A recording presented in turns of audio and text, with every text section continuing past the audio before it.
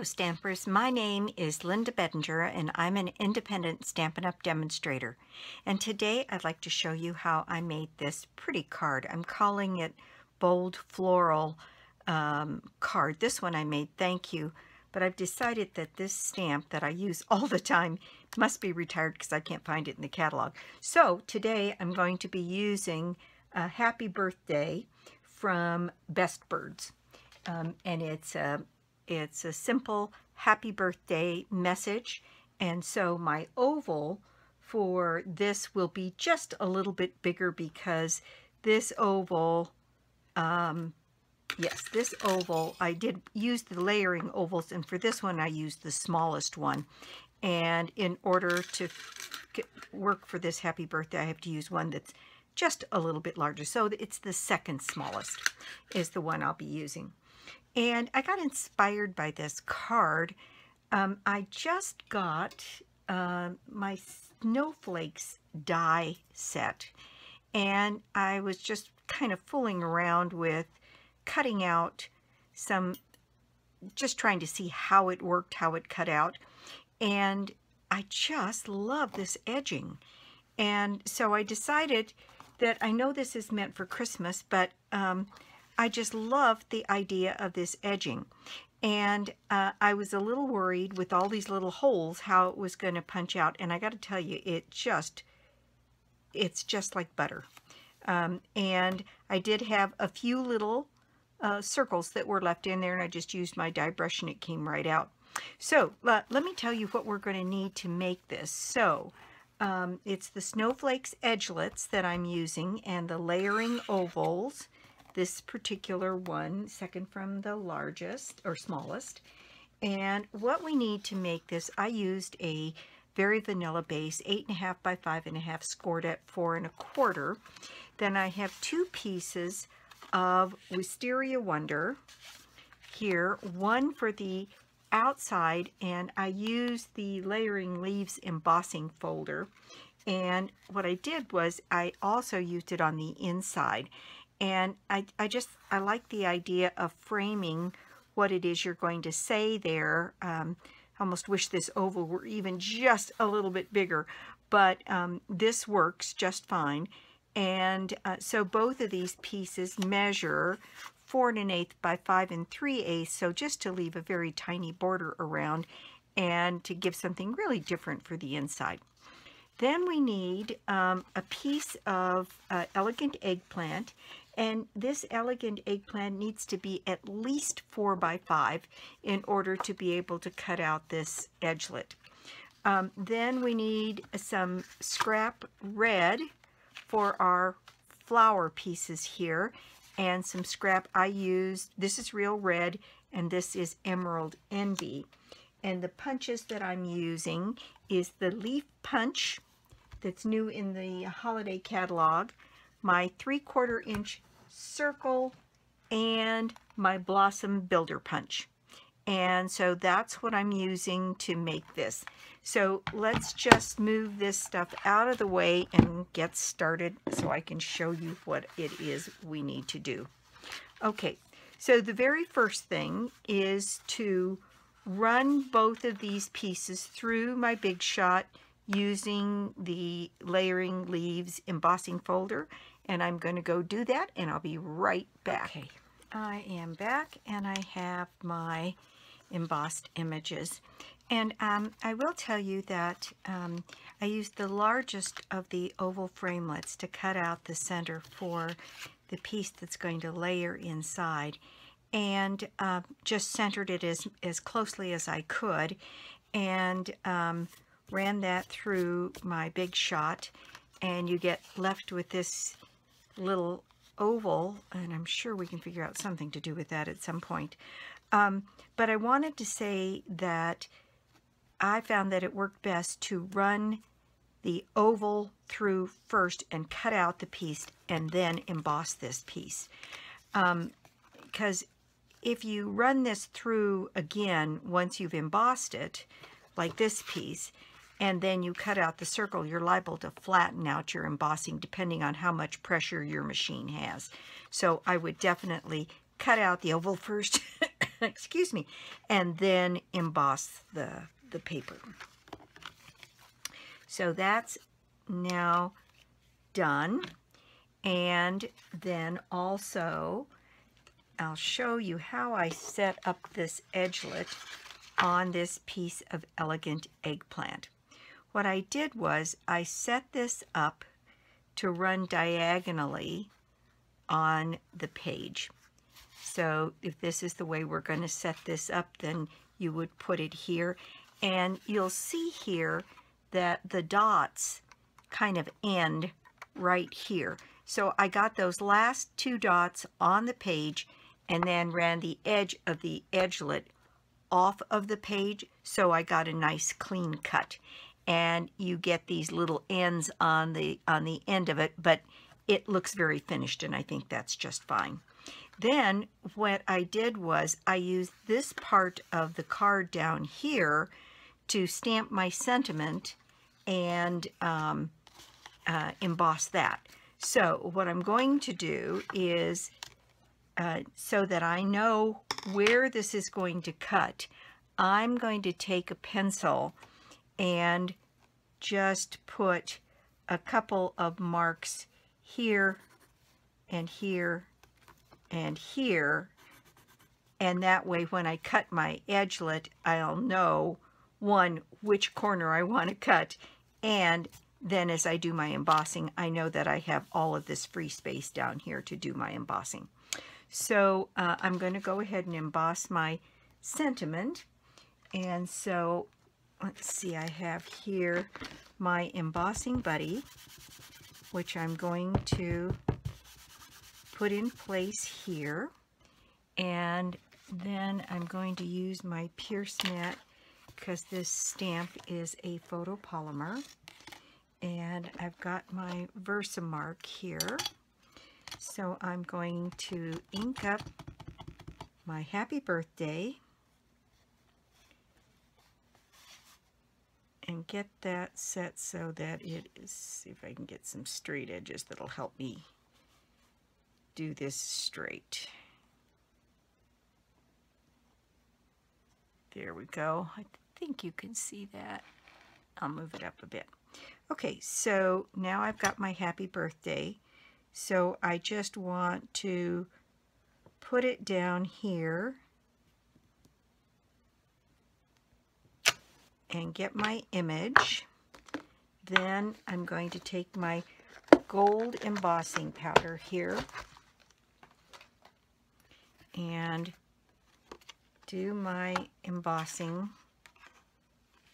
here, my happy birthday, and get rid of any other gold powder.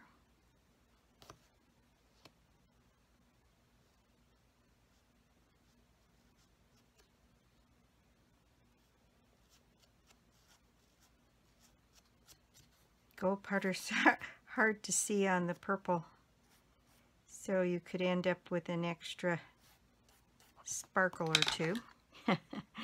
All right, let me put this away. Close up my Versamark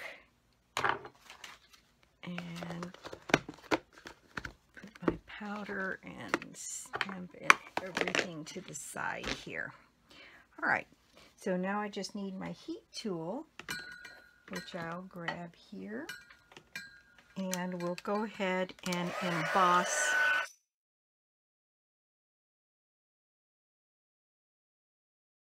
Okay, there we go. Now I'm going to go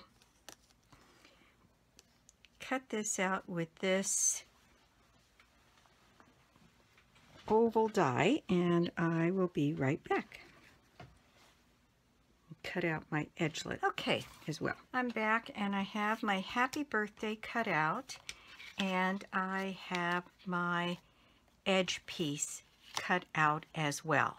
So we are ready to assemble this part of the card, and then I'll show you how I made this very pretty flower. So first of all, let's go ahead and get our card base folded and burnished, then we can go ahead and set up this piece to go right onto the card. And I'm just going to use snail, but because it's embossed, I'm going to use, oops, there's a rule about running out of tape when you're filming, but I have a refill right here, so I will refill that. Okay, and because it's embossed, I'm going to use lots of tape on the back to make sure this gets down and stays put. This one has just a very tiny little border all the way around. And there we go. We've got that in place. And then I think I'll wait to put these pieces on because they are going to go on with dimensionals. So let's move on to making the flower here. And I can show you what I did to do that. I used my Blossom Builder punch. And for this flower, you can see I've actually got 4 of these larger leaves, 3, pardon me, 1, 2, 3, and then I've got 3 of this slightly smaller leaf petal here, 1, 2, 3, and then I used the leaf punch, and I have 3 sprigs of leaves, and then to anchor my flower I used my 1/2 inch or 3/4 inch circle punch. So let me show you what I did. You just punch out a circle, and that's what you're going to build your flower on. Then I like using a strip because this punch has lots of things that I didn't need for this flower. So I used a strip here and just punched out a couple of these flowers just going down the strips, so that way you can use up some scrap that you have made up. Okay, so that's what we need, and we need just these flowers here. Now, then on the leaf punch, same thing. I just punched out a couple of the leaves here. I think I used 3 total. And I've already cut and treated some of the ones that we're going to use, but I want to show you exactly what I did. So let me get these punches now out of the way. All right. So what I did was I used my Red and Emerald Envy markers, and just to have a little detail on these petals, although it's barely visible, I used my marker and I just put some vein detail on the leaves. So you can see what I'm doing here. And I did that. Oops, that one's got a little chunk out of it.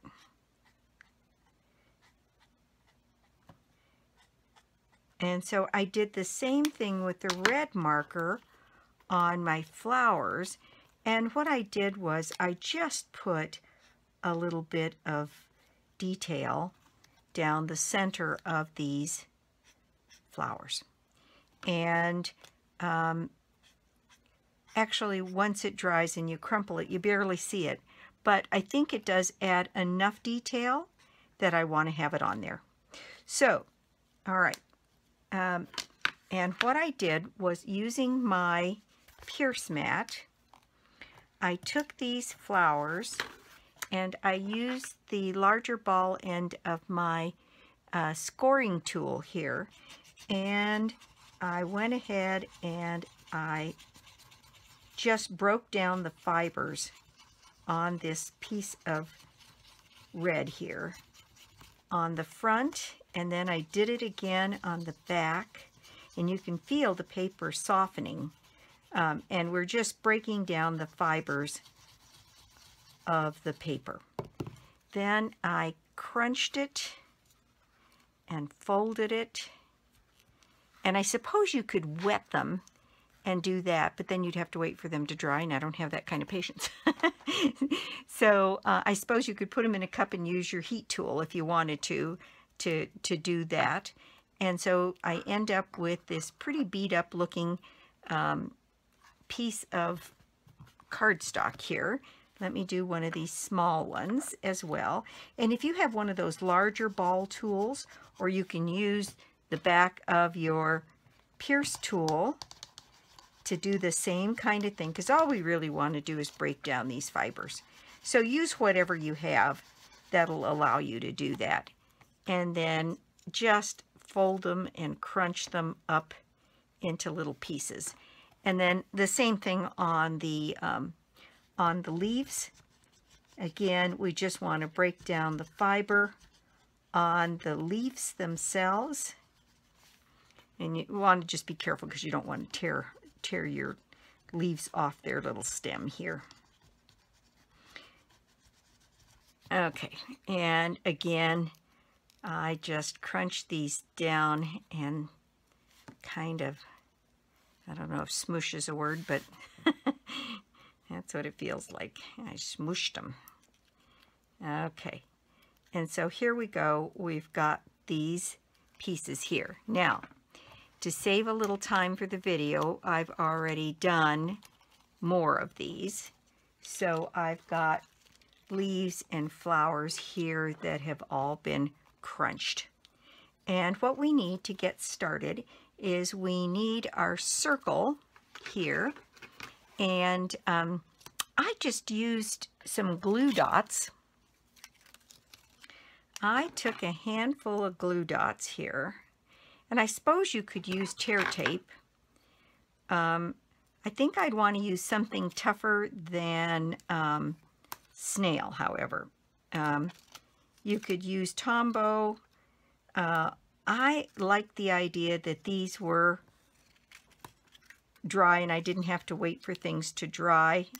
And so tear tape might be a good choice as well.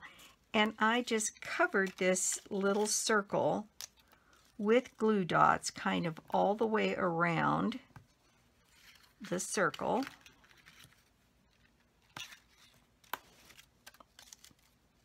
And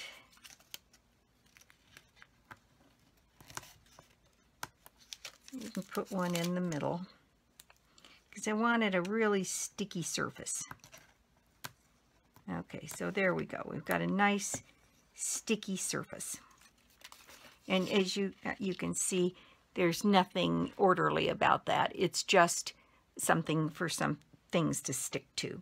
Now, I have my flowers here that I had crunched, and I opened them up, and you can see the little red detail on the inside, but by now the color is faded a little bit and the detail is very minor.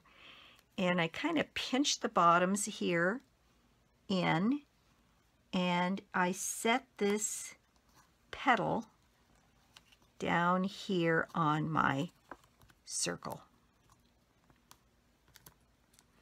And then I went for one of the smaller leaves, and I just alternated the big leaves and the smaller leaves. So I'm just going to keep going and adding these petals on around this flower.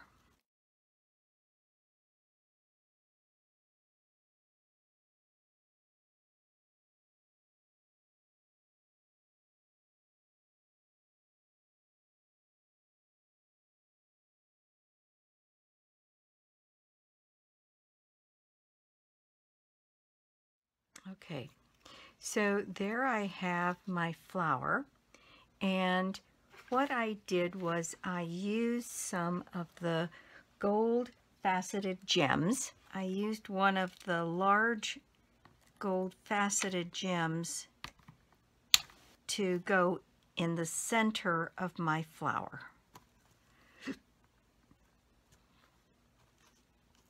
Isn't that pretty? I just love the way that came out. All right, now we can take our piece here,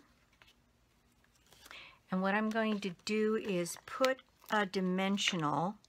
Actually, I'll probably put 2 because I don't want this moving around. I'm going to put 2 dimensionals on my little disc in the back here. And then I'm going to see exactly where I want to place this, knowing full well that I'm going to have leaves sticking out. So I'm thinking I'm going to move it about right here on this piece. There we go. And at this point, I think I can put my dimensionals on the back of this and mount it to my card. So I anchored the edges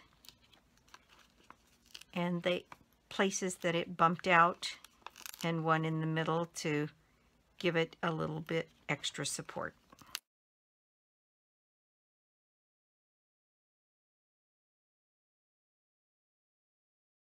There we go. All right.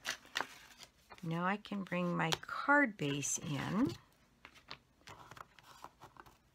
And I set this so that there was no margin, and this became the edge of the card. And I decided I liked that better. The first time I did it, I left a margin, and I ended up not being happy with it and taking it apart and doing it over. So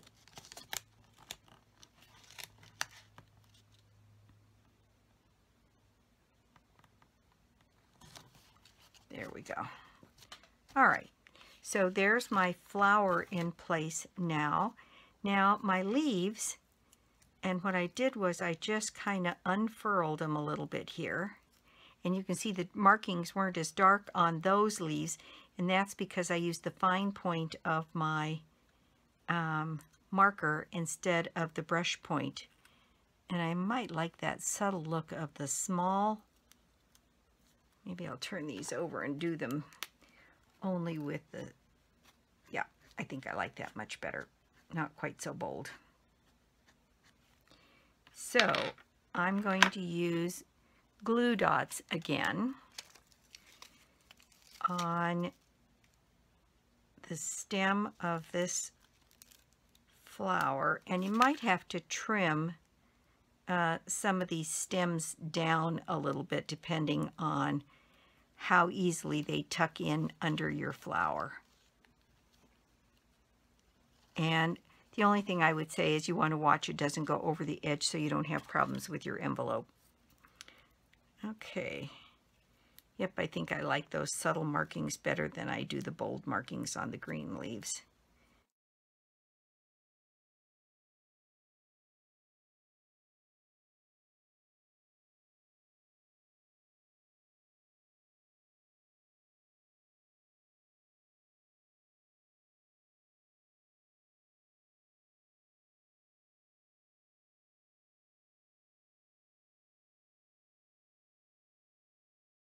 Okay, so there we have our flower, and it really isn't terribly time consuming. Takes just a few minutes, and if you break down the fiber, certainly it makes it a little bit easier and a little bit faster. So now I need to put my sentiment on. There it is. And I'm going to put a couple of dimensionals on the back of my sentiment. And then the other thing that I used is some of the gold metal accents. And this is what they look like, and you get gold and silver ones in your package. And so each package has a set of gold and a set of silver, and they're called metallic enamel shapes. And I really like them because they are almost flat, which I think is very interesting. So, and since I had kind of a gold theme going with the gold faceted gem, I did want something that was also gold. So these little enamel dots sort of did the trick for me. And I just used 3 of them. I used, I think there's just 2 sizes here, kind of a large and a small. And so I put a couple of the small ones there, and then I elected to put one of the larger ones down in here. Okay, there's the front of our card decorated. So now all we have left to do is put our nice pretty embossed piece on the inside. And I'll use snail. And because people are going to be writing right around this edge here, I'm going to make sure I've got snail holding that down completely. Then this gets put in here, and this is again ever so slight a border. There we go. There we have it. So there is our project for the day.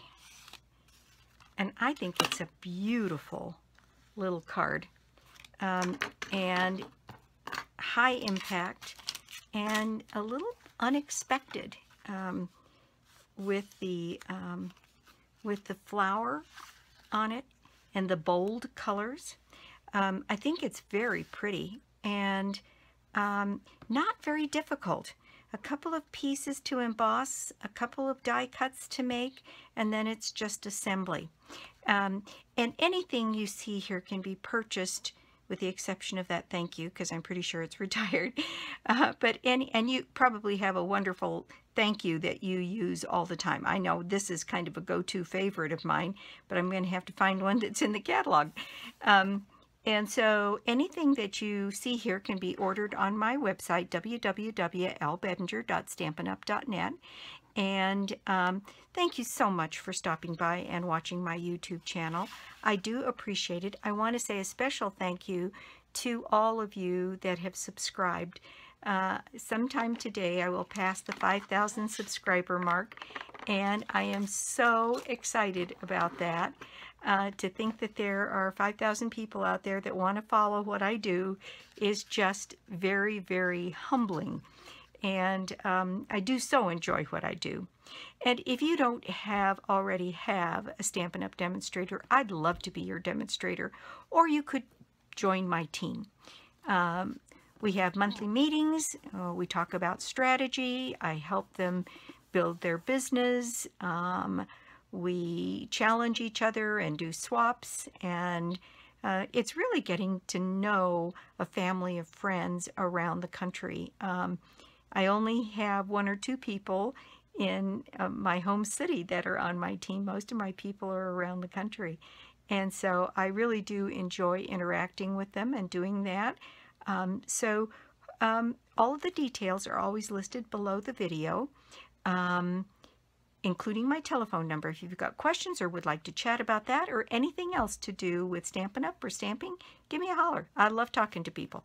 So that's it for the project today. The prize draw this month is the Soft Sayings card kit out of the catalog on page 10 and 11.